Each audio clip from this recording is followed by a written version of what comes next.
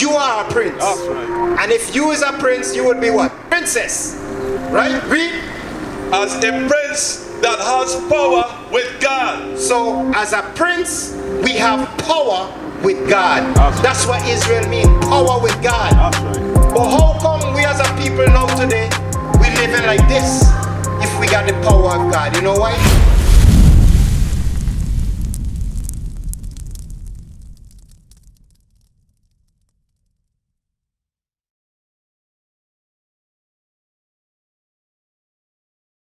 Arabs had been in slavery too. The sub-Saharan slave trade. That's something they don't teach in the schools, but they had us in slavery. They had us in slavery. The worst slavery was true with the Arabs. The Arabs and them used to castrate the men. You understand? That was the worst. They did us real dirty, man. So they had us in slavery. So in the want of all things, we gotta go to them. We gotta go to Plaza, the market. Now they're building a next supermarket down there. Continue reading. And in thirst. Who own all the water to drink? In the same Arab we gotta go to, right? Read. And in nakedness. Clothes. And in want of all things. Even up to our own name. If I had to ask you, what's your last name? Eh? Camacho. Morales. Overson. Does that name, you know that those names are the same names of your slave master? A white man will brand the name on your back. Right? That's not your real name. Remember, Moses called us what? What God called us our name? Israel. Our name is Israel. But our names have been changed. You understand? So when you say that you are not in slavery, you got to think otherwise than that, because we got to go to them from the want of our thing. Continue reading. And he shall put a yoke of iron upon thy neck. The Bible said, he, the same enemy, will put a yoke of iron upon thy neck. You know that if you look up in your phone right now, young man, if you look in your phone right now and Google yokes of iron, which people you gonna see have the yokes of iron? Yes. So the Bible said he will put a yoke of iron upon thy neck. That was then. Yes. So you may feel because you don't have it on now, we're not in slavery. But read, we're going to continue reading. Read. Until he have destroyed thee. So where the white man them do, that we are destroyed, you know what it means to be destroyed? They take the yoke off of your neck. And now you don't know. When I asked you, you said you what? What color, what nationality? Before we got here, you tell me you were what? Black. You say you were black. You say you were right. But that's not what the Bible said. We are the Israelites. That's right. So they gave you a name, Overson, Camacho, Morales. That's not your true nationality. That's how we've been destroyed. That's how we've been destroyed. We've been destroyed from the connection of who we are. The Israelites. That's who we are. Our name is powerful. Those names that we got, those are cursed. You understand? Those are not our true name. Give me the name, the power behind the name, Israel. Our name is powerful. Give me Genesis chapter 32 verse 28. Our name, Israel, is a powerful name. That's why they change our name and give us made up names, their names. Even today we carrying their names. Camacho, Larson, Morales. These are not our true names. We are the Israelites. That's right. Read. Genesis chapter 32 and verse 28. And he said, thy name shall be called no more Jacob, but Israel. Israel. Read. For as a prince. It says the meaning of Israel is for as a prince. You are a prince. That's right. And if you is a prince, you would be what? Huh? No, you're a queen. I always have a husband or so, right? So you'll be a princess, right? Read. As a prince that that has power with God. So as a prince, we have power with God. That's what Israel means, power with God. That's right. But how come we as a people now today, we living like this if we got the power of God? You know why? Why we went into slavery? You ever think about that? Why we as a people went into slavery? Is a reason. What club was that at? That was admit that a lot of people don't even realize they. I've called her. She hasn't responded. I've called her more than a few times. With the Zulu Nation, I'm like, what the hell is this? I know nobody know what I'm talking about. You'll leave me on the island by myself. I don't know what the hell Bishop's talking about. That's what y'all do. Then after class, yeah, I knew what you were talking about. I just don't want to be caught out there. The hell is this? Get on my damn nerves. So read that again, 31. We're gonna show you. We're gonna show you because this don't. You got to ask yourself, if we got power with God, how come God allowed this to happen to us? How come God allowed us to be taken off the coast of Africa on a boat, a slave ship? There's a reason why, right? There's a reason why. So you got to find out why, so we could find the solution. Read. Deuteronomy chapter 28 and verse 15. But it shall come to pass. God said that it gonna come to pass, meaning it gonna happen. Read.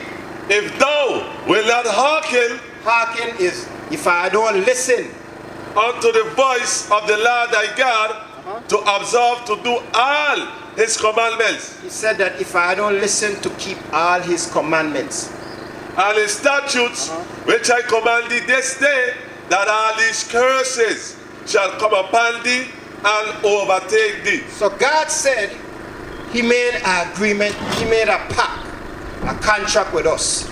He said, hey, if I don't listen to keep my commandments, curse gonna come upon you. So one of the curse is us going into slavery by the way of cargo slave ship. He allowed the so-called white man and the Arabs to sell us into slavery. Look at this man, to beat our backs in, to put yokes of iron, to be sold like cattle, to have a gator, alligator. They used to use our babies as alligator bait. Look it up. They used to throw the baby to the alligator so they could catch the alligator to make alligator belt. Yep. That's how they look at us. We like gators. So this is why we are in the curse today. That's so right. let me ask you, children, if not keeping the commandments, curse came upon us that God made us to go on slave ships, our forefathers. We destroyed now, we don't know who we are. Because if we didn't come here today, you would have still think you're black. You understand? You just think you still are the color of the pants.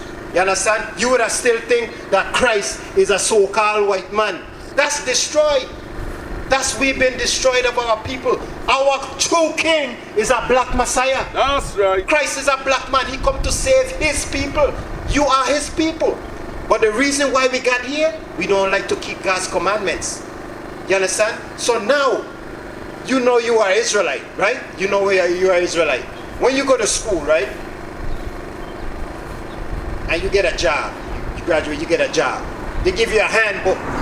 Or the school give you a handbook. They tell you, hey, you gotta wear this. You gotta come in this time. If you don't do certain, there's rules, right? It's the same thing with God. He gave us rules. He gave us commandments that we're supposed to keep as a people. You understand? He gave us rules. So let me show you this, right? One of the things that we got to do as young men and young women, there's commandments for that. Give me Titus chapter 2. For young men, you're supposed to be young leaders for the community here in Aradiras. You're supposed to be example. You're supposed to not follow everybody else burning weed, drinking rum, getting drunk all over the place, trying to have sex with young girls. You're supposed to do that when you're married. So this is what the Bible is saying as young men in our communities. Read. Titus chapter 2 verse 6. Young men likewise exhort to be sober-minded.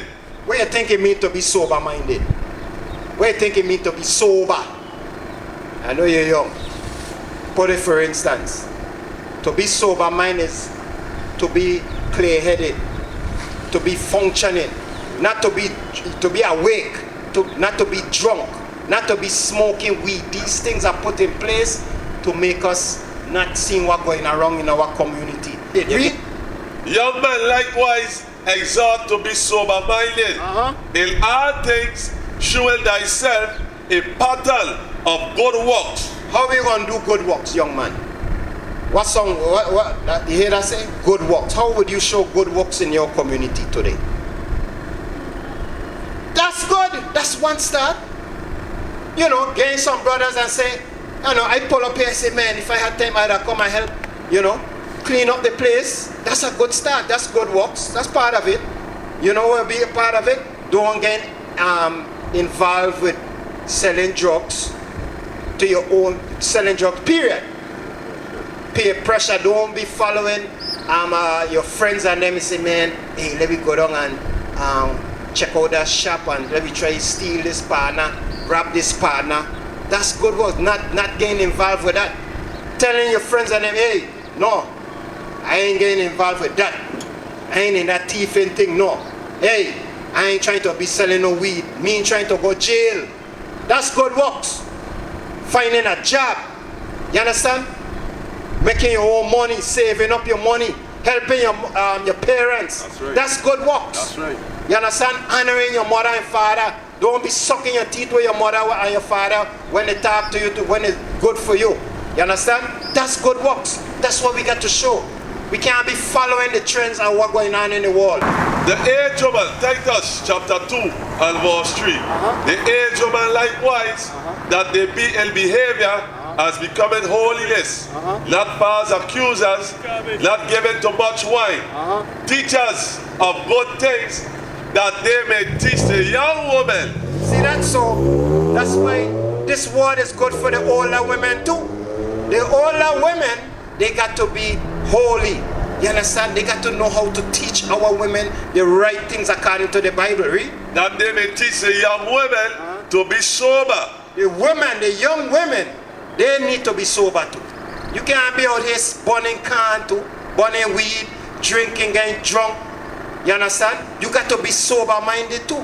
You got to be looking out for your younger sisters out there. You understand? Suppose you there, you so high, you don't even see your sister run across the road there. Read. That they may teach a young woman to be sober, to love their husbands, to love their children. You hear what it says? To love your husband, not your boyfriend. The Bible don't deal with girlfriend and boyfriend. You got to get married. So you love Christ? So if you love Christ, you want eternal life. You want to live after you die, you want to have eternal life, right? This is the requirements for that. If you want that, there's requirements that you got to do to meet that criteria. So we're going to show you. Give me Matthew chapter 19, verse 16. Okay, if you love Christ, these are the things you got to do, right? Somebody even asked Christ what he got to do to have eternal life. So we're going to show you. The Bible have all the answers, right? If you want eternal life. Read. Matthew chapter 19, verse 16. And behold, one came and said unto him, Good master, what good thing shall I do that I may have eternal life? So somebody came to Christ and asked him, Christ, what do I have to do to get eternal life? Don't you want eternal life, right? This is what Christ said. Read. And he said unto him, Why callest thou me good? There is none good but one, that is God. But if thou wilt enter into life, keep the commandments. What Christ said you gotta do? Keep the commandments. What is a nation?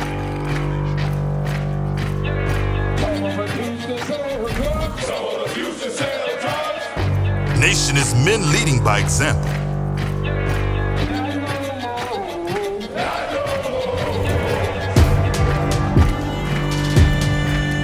Nation is family.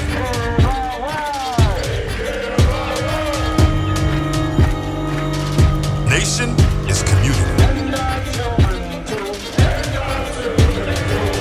Nation is children with role models.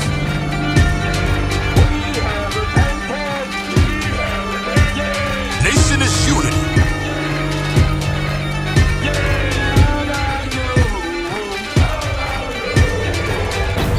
Nation is you.